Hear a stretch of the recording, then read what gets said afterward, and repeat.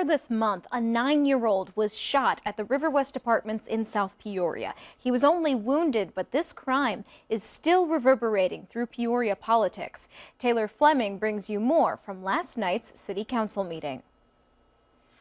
Near the end of the meeting, District 1 City Councilor Denise Jackson called for security improvements at River West.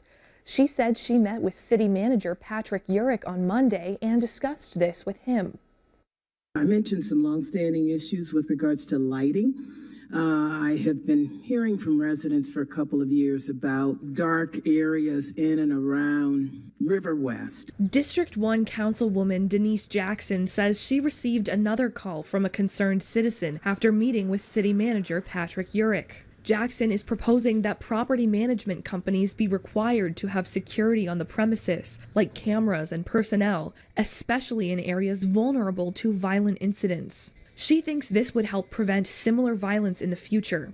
According to the Peoria Housing Authority, which runs River West, they hired an outside security patrol company for all their properties last September. Security officers are at River West every day, though hours vary. Leadership is happy with how they're doing. Jackson has called on Urick, Mayor Rita Ali, and PHA leaders to discuss her concerns at a meeting as soon as possible. District 2 City Councilor and mayoral candidate Chuck Graham said he doesn't think that better lighting would solve all the problems.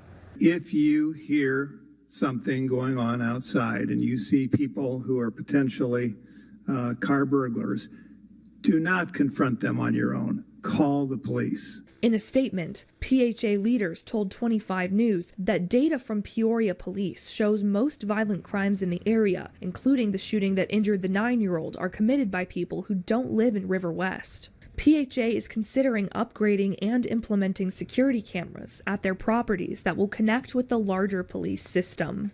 According to PHA, Urick has reached out to them about a meeting, and they welcome collaboration to further safety and security. The City Council canceled their meeting previously scheduled for February 25th, the day of the consolidated primary election. Tuesday, they also approved substantial raises for Peoria police. You can read more details on our website, 25newsnow.com.